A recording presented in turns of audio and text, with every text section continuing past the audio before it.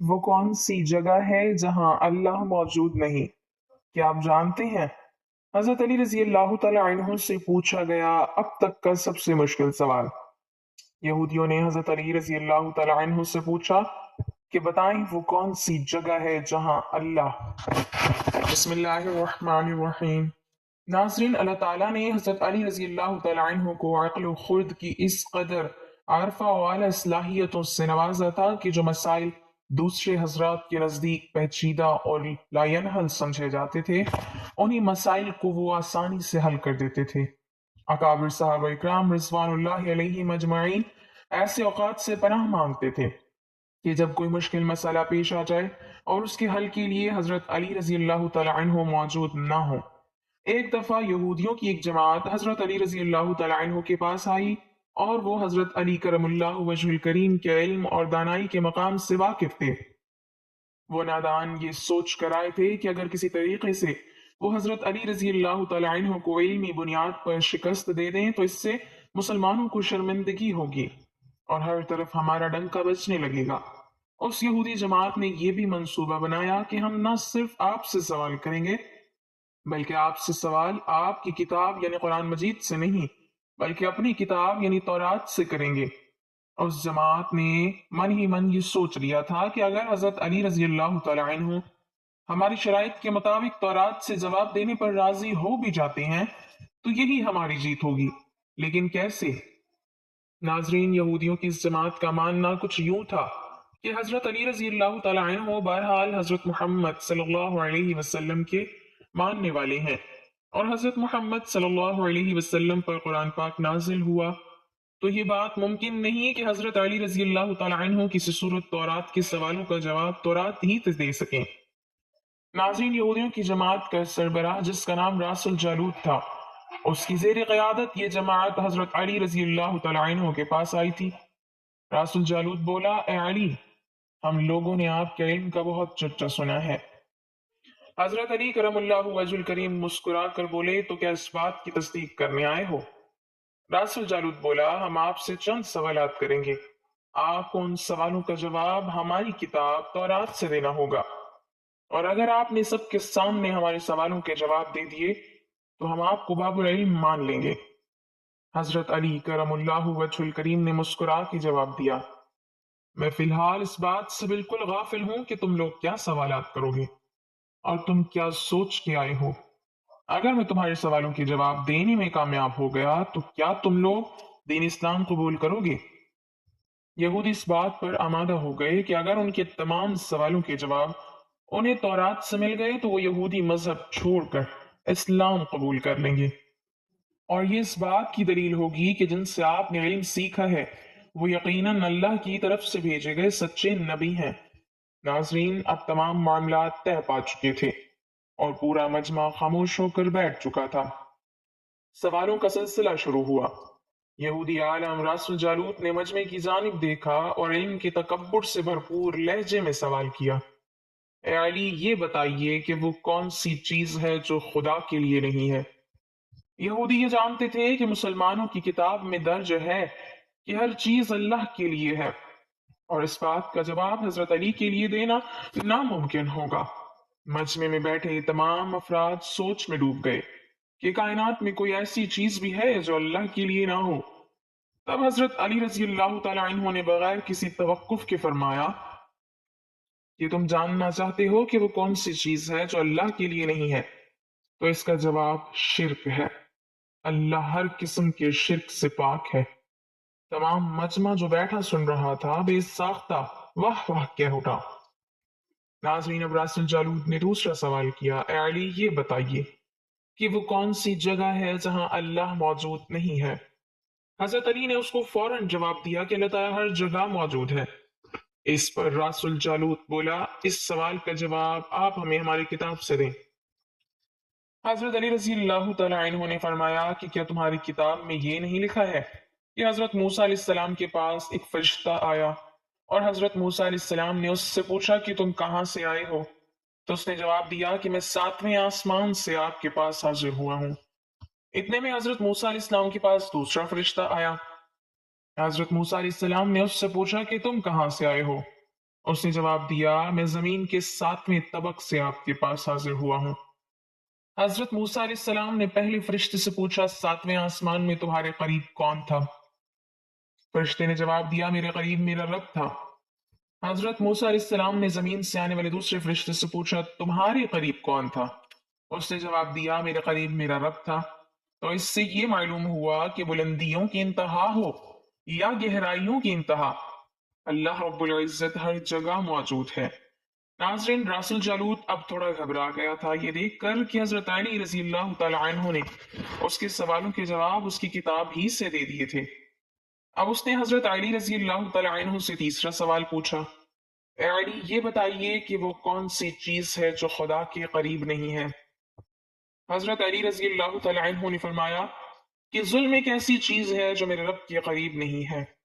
ناظرین، اب راسل جالوت نے پے در پے شکست کھانے کے بعد اپنے سوالوں کا زاویہ بدل لیا۔ اب اس نے علمی سوال کے بجائے تاریخی اور سائنسی سوالوں کی طرف اپنا رخ موڑ لیا، اور بہت ہی تکبر بھرے انداز میں اس نے پوچھا، اے علی، اس چشمے کا نام بتائیں جو زمین پر پہلی مرتبہ جاری ہوا ہو۔ حضرت علی کرم اللہ وجہ الکریم بولے کہ اس چشمے کو چھوڑو، پہلے یہ بتاؤ کہ تمہارے دل میں کیا ہے، اور تمہارے دل میں یہ ہے کہ وہ چشمہ بیت المقدس کی ایک چٹان کے نیچے ہے۔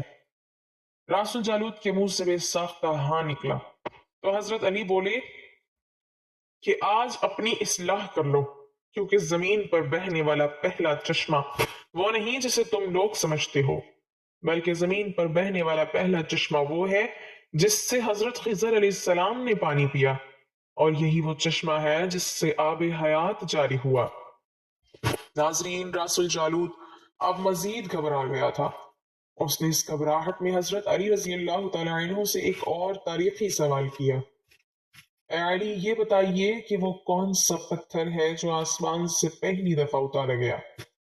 حضرت علی نے جواب دینے سے پہلے ایک جملہ کہا، یقیناً تم لوگوں کے ذہنوں میں پہلا پتھر وہ ہے جو بیت المقدس میں نصب ہے، لیکن تم اس بات کو کیوں بھول جاتے ہو کہ خانہ کعبہ بیت المقدس سے کہیں پرانا ہے، اور ہجر اسود اسی وقت نصب کیا گیا جب خانہ کعبہ پہلی دفعہ تعمیر ہوا تھا، اور وہی پہلا پتھر ہے۔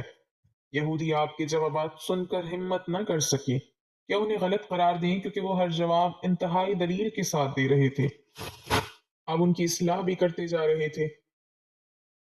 اب کی بار راسل جالوت نے ایک صاحب سے سوال پوچھا۔ اس نے پوچھا، یہ بتائیے کہ وہ کون سی چیزیں ہیں جو مسلسل کم اور زیادہ ہوتی رہتی ہیں؟ حضرت علی بغیر کسی توقف کے بولے کہ تم اپنے ماہ و سال پر غور کرو تو تمہیں خود ہی اس سوال کا جواب مل جائے گا۔ راسل جالوت نے پوچھا، وہ کیسے؟ آپ نے فرمایا، کوئی دن اگلے دن کے برابر نہیں ہوتا، اس طرح گزشتہ رات اگلی رات کے برابر نہیں ہوتی۔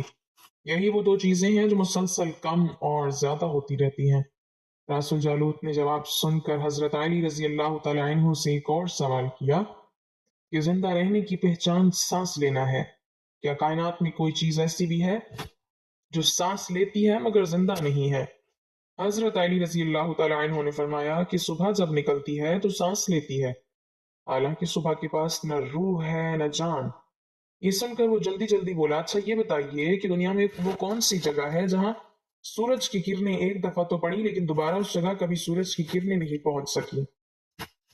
حضرت علی رضی اللہ تعالی عنہ نے فرمایا، ہاں، یہ سمندر کی وہ جگہ ہے جہاں سے حضرت موسیٰ علیہ السلام اور ان کی قوم گزری تھی، اور سمندر اللہ تعالیٰ کے حکم سے دو حصوں میں تقسیم ہو گیا تھا۔ بس اس قافلے کے گزرتے ہوئے سورج کی کرنیں اس جگہ ضرور پڑی تھی، لیکن اس کے بعد سورج کی کرنیں کبھی بھی وہاں نہیں پہنچ سکی۔ ناظرین، جواب پاتے ہی اس نے حضرت علی رضی اللہ تعالی عنہ سے پھر سوال کیا کہ یہ بتائیں کہ وہ کون سی دو چیزیں ہیں جو ہمیشہ غائب رہتی ہیں، اور وہ کون سی دو چیزیں ہیں جو ہمیشہ حاضر رہتی ہیں؟ حضرت علی رضی اللہ تعالی عنہ نے فرمایا کہ آسمان اور زمین کی طرف دیکھو، یہ دونوں تمہیں کبھی غائب نظر نہیں آئیں گے، یہ دونوں ہمیشہ حاضر رہتے ہیں، اور موت اور زندگی کو ڈھونڈو تو تمہیں ان کے بارے میں کبھی پتہ نہیں چلے گا کہ وہ کہاں ہیں اور کب آ جاتی ہیں۔ اگلا سوال راسل جالوت نے یہ کیا کہ اے علی، یہ بتائیے کہ وہ کون سی چیز ہے جس کا خالق خود اللہ ہے مگر اسی کے بارے میں خود سوال بھی کرتا ہے؟ حضرت علی بولے، موسیٰ علیہ السلام کا عصا مبارک کا خالق خود اللہ ہے، اور اس عصا کے بارے میں اسی نے خود موسیٰ علیہ السلام سے سوال بھی کیا اور پوچھا کہ موسیٰ یہ آپ کے ہاتھ میں کیا ہے؟ پھر اس نے اگلا سوال کیا کہ بیت اللہ کا طواف تو ذی حیات کرتے ہیں، لیکن اس بے جان چیز کے بارے میں بتائیں جس نے بیت اللہ کا طواف کیا۔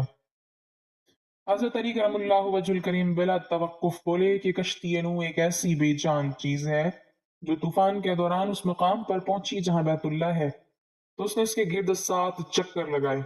اس نے باب العلم حضرت علی رضی اللہ تعالی عنہ سے کئی سوال کیے اور تمام جواب آپ نے بالکل ٹھیک بتائے بنا توقف دیے۔ تو مجمع میں بیٹھے ہوئے ایک یہودی بولا کہ حضرت، دنیا میں ہر شخص سوچ کے جواب دیتا ہے، لیکن آپ تو ہر سوال کا جواب بلا توقف دے رہے ہیں۔ حضرت علی رضی اللہ تعالی عنہ نے اس سوال کے بدلے اس یہودی سے ایک سوال کیا، بتاؤ تمہارے ہاتھ میں کتنی انگلیاں ہیں؟ اس نے فوراً جواب دیا 5۔ حضرت علی رضی اللہ تعالی عنہ نے فرمایا تو نے بھی تو فوراً میرے سوال کا جواب دے دیا۔ اس یہودی نے کہا یا علی، یہ کیسی بات ہوئی؟ مجھے معلوم ہے کہ میرے ہاتھ میں 5 انگلیاں ہیں۔ یہ سن کر حضرت علی رضی اللہ تعالی عنہ نے مسکراتے ہوئے کہا مجھے بھی یہ سارے علم ایسے ہی معلوم ہیں جیسے تجھے یہ معلوم ہے کہ تیرے ہاتھ میں 5 انگلیاں ہیں۔ یہودی نادان نہیں جانتے تھے باب العلم کے پاس کائنات کے رازوں کا علم ہے، لیکن جب انہیں تمام سوالات کے جوابات ٹھیک ٹھیک مل گئے تو راس الجالوت سمیت تمام گروہ نے کلمہ پڑھا اور سب کے سب دائرہ اسلام میں داخل ہو گئے۔ مناقب علی میں علامہ ابن جوزی لکھتے ہیں کہ حضرت عمر فاروق جب خلافت کی مسند پر بیٹھے تو انہوں نے یہ بات کس وقت کہی تھی کہ میں اس مشکل وقت سے اللہ کی پناہ چاہتا ہوں جس کے حل کرنے کے لیے حضرت علی رضی اللہ تعالی عنہ میرے پاس موجود نہ ہوں۔ اس کے جواب میں علامہ صاحب خود ہی لکھتے ہیں کہ ایک دفعہ کیسر روم نے چند سوالات لکھ کر مسلمانوں کے خلیفہ حضرت عمر کے پاس بھیجے۔ سوالات ایسے تھے کہ جن کا جواب روم میں بھی کسی کے پاس نہ تھا۔ ان سوالات کا مقصد مسلمانوں کو شرمندہ کرنا تھا تاکہ مسلمان اپنے دین سے متنفر ہو جائیں۔ چنانچہ مسجد نبوی میں عظیم صحابیوں کی محفل جمی ہوئی تھی۔ کیسر روم کا قاصد آیا اور خط پڑھنا شروع کیا۔ خط کی تحریر کچھ یوں تھی کہ بادشاہ روم نے لکھا تھا کہ یہ خط ہے بادشاہ روم کیسر بنی اصغر کا وقت کے خلیفہ حضرت عمر کی طرف، کہ میں نے جو سوالات لکھے ہیں مجھے ان سب کے جوابات بتا دیجیے۔ نمبر 1، وہ کون سی چیز ہے جس کو خدا نے تخلیق نہیں کیا؟ نمبر 2، وہ کون سی چیز ہے جو خدا کے علم میں نہیں؟ نمبر 3، وہ کون سی چیز ہے جو اللہ تعالیٰ کے پاس نہیں؟ وہ کون سی چیز ہے جس کے سب بال ہی بال ہیں؟ وہ کون سی چیز ہے جس کا صرف منہ ہی منہ ہے؟ وہ کون سی چیز ہے جس کے صرف پاؤں ہی پاؤں ہیں؟ اور وہ کون سی چیز ہے جس کی صرف آنکھیں ہی آنکھیں ہیں؟ وہ کون سا بندہ ہے جس کا خاندان نہیں؟ وہ کون سی چیز ہے جو شکم مادر میں نہیں ہے؟ وہ کون سی بے جان چیز ہے جو سانس لے سکتی ہے؟ وہ کون سی بے جان چیز ہے جو سانس نہیں لے سکتی؟ ناقوس کی آواز کا معنی کیا ہے؟ وہ کون سی چیز ہے جس میں ایک مرتبہ پرواز کی؟ وہ کون سی چیز ہے جس کی صرف ایک بار سورج چمکا؟ وہ کون سا درخت ہے جس کے سایہ کو تیز رفتار سوار 100 سال دوڑ کر بھی عبور نہیں کر سکتا؟ وہ کون سا درخت ہے جو دھوپ اور پانی کا محتاج نہیں؟ دنیا میں اس کی مثال کیا ہے؟ جنت کے برتن جن میں مختلف قسم کے کھانے ہوتے ہیں، جنتی لوگ ایک دوسرے سے ملتے ہیں۔ دنیا میں اس کی مثال کس طرح کی ہوگی؟ جنت کے سیب سے حوریں برآمد ہوں گی لیکن ان میں ذرہ بھر کمی بھی واقع نہیں ہوں گی۔ دنیا میں اس کی مثال کیا ہے؟ جنت کی چابیاں کیا ہیں؟ حضرت عمر نے خط پڑھتے ہی فرمایا کہ اس کا جواب تو صرف برادر رسول باب العلم حضرت علی رضی اللہ تعالی عنہ دے سکتے ہیں۔ چنانچہ خط ان کی طرف بڑھا دیا گیا۔ حضرت علی رضی اللہ تعالی عنہ نے لکھا بسم اللہ الرحمن الرحیم، ما بعد تیرا خط وصول ہوا۔ میں اپنے رب اور اپنے پیارے پیغمبر حضرت محمد صلی اللہ علیہ وسلم کی برکت سے آپ کو ان سوالات کے جوابات دے رہا ہوں۔ وہ چیز جو مخلوق نہیں وہ خود خدا ہے کہ جس کو اللہ نے پیدا ہی نہیں کیا۔ وہ چیز جس کا اللہ تعالیٰ سے کوئی تعلق نہیں وہ یہ بات ہے کہ اللہ تعالیٰ کا فلاں بیٹا ہے، حالانکہ خدا واحد ہے، خدا نہ کسی کی اولاد ہے اور نہ خدا کی کوئی اولاد ہے۔ وہ چیز جو اللہ تعالیٰ کے پاس نہیں وہ ظلم ہے۔ اللہ تعالیٰ کا فرمان ہے کہ خدا اپنے بندوں پر کبھی ظلم نہیں کرتا۔ وہ چیز جو صرف بال ہی بال ہیں وہ ہوا ہے، جو چیز جس کا صرف منہ ہی منہ ہے وہ آگ ہے، اور وہ چیز جس کے صرف پاؤں ہی پاؤں ہیں وہ پانی ہے، وہ چیز جس کی صرف آنکھیں ہی آنکھیں ہیں وہ سورج ہے۔ وہ شخص جس کا کوئی خاندان نہیں وہ صرف حضرت آدم علیہ السلام ہے۔ وہ چیز تو شکم مادر میں نہیں رہی 5 یہ ہیں۔ نمبر 1، حضرت آدم علیہ السلام۔ نمبر 2 حضرت حوا علیہ السلام، نمبر 3 حضرت اسماعیل علیہ السلام کی قربانی کا دمبا، نمبر 4 حضرت موسیٰ علیہ السلام کا عصا مبارک، اور نمبر 5 حضرت صالحہ علیہ السلام کی اونٹنی۔ وہ بے جان چیز جو سانس لیتی ہے وہ صبح ہے۔ ناقوس کی آواز کے معنی یہ ہے، حق ہے، حق ہے، ٹھہرو ٹھہرو، خدا عادل ہے اور وہ سچا ہے۔ کوئی دور پر وہ پرندہ جس نے ایک مرتبہ پرواز کی تھی، دریائے نیل کی سرزمین پر سورج ایک بار چمکا جس جگہ پر حضرت موسیٰ علیہ السلام نے اپنا عصا مبارک مار کر راستہ بنایا تھا۔ وہ درخت جس کو میں اگر تیز رفتار کے ساتھ بھی چلو تو 100 سال تک بھی عبور نہیں کر سکتا، وہ شجر توبہ کا درخت ہے جس کی شاخ جنت کے ہر محل میں جاتی ہے۔ دنیا میں اس کی مثال سورج ہے کہ جس کی کرن ہر گھر میں پہنچتی ہے اور تمام زمین اس کی روشنی سے روشن ہو جاتی ہے۔ وہ درخت جو پانی کے بغیر اگایا تھا، وہ درخت جو حضرت یونس علیہ السلام کے لیے اگایا گیا تھا۔ اللہ تعالیٰ نے ارشاد فرمایا، ہم اپنے پیارے حبیب کے لیے کدو کی بیل اگاتے ہیں۔ جنت کے برتن میں بے شمار قسم کے انعامات ہوں گے، وہ ایک دوسرے سے الگ الگ ہوں گے۔ ان کی مثال ہم دنیا میں مرغے کے انڈے کی لے سکتے ہیں کہ جس میں سفید اور زرد دونوں پانی شامل ہوتے ہیں لیکن ایک دوسرے سے ملتے نہیں۔ جنت میں جو سیب عطا کیا جائے گا اس سے حور برآمد ہوگی، اس کی مثال ایسی ہے جیسا کہ سیب سے کیڑا باہر نکلتا ہے لیکن اس میں کوئی کمی واقع نہیں ہوتی۔ وہ چیز جو دنیا میں سب کے لیے برابر ہے، چاہے وہ مومن ہو یا کافر، لیکن آخرت میں وہ صرف اور صرف مومن کو عطا کی جائے گی، وہ کھجور کا میوہ ہے جسے آخرت میں صرف مومن ہی کھا سکے گا، جبکہ دنیا میں اسے مومن اور کافر دونوں یکساں استعمال کر سکتے ہیں۔ جنت کی چابیاں کلمہ توحید ہے۔ ابن مسیب سے مروی ہے کہ خط بادشاہ روم کو ملا، اس نے خط پڑھ کر کہا کہ میرے سوالات کے جواب صرف اور صرف خاندان رسول سے ہی مل سکتے تھے۔ پھر دریافت کیا کہ یہ جواب کس اعلیٰ ہستی نے دیے ہیں۔ ایلچی نے جواب دیا کہ ان سوالات کے جوابات مولا علی ابن ابی طالب رضی اللہ تعالی عنہ، جس کو حضرت محمد صلی اللہ علیہ وسلم نے علم کا دروازہ کہا ہے، اس شخصیت نے ہی جواب دیے ہیں۔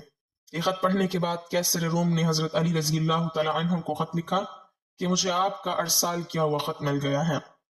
وہ پڑھ کر مجھے یقین ہو گیا ہے کہ آپ اہل بیت ہیں اور رسالت کا قیمتی خزانہ ہیں، آپ ہی حقیقی شجاعت اور علم کے وارث ہیں۔ کیسر روم نے اپنے دوسرے خط میں لکھا کہ میری یہ خواہش ہے کہ آپ مجھے مذہب اور دین کی مزید معلومات بھیجیں۔ میں خاص طور پر روح کی وضاحت چاہتا ہوں جس کا ذکر خدا تعالیٰ نے اپنی کتاب قرآن مجید میں کیا ہے۔ اے نبی، لوگ روح کے بارے میں تجھ سے پوچھتے ہیں، تم انہیں بتا دو کہ روح میرے پروردگار کا امر ہے۔ یہ روح کیا چیز ہے؟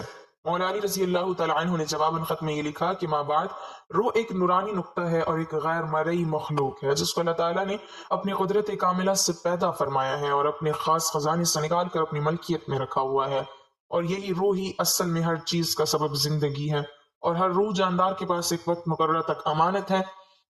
جب اس کی مدت مکمل ہو جاتی ہے تو خدا اسے واپس اپنے پاس بلا لیتا ہے۔ اللہ پاک ہمیں بہتر عمل کرنے کی توفیق عطا فرمائے اور ہمیں ایمان کی دولت سے مالا مال کرے، آمین۔ ناظرین، کمنٹ باکس میں اللہ تعالیٰ کی 99 ناموں میں سے ایک نام ضرور ٹائپ کریں۔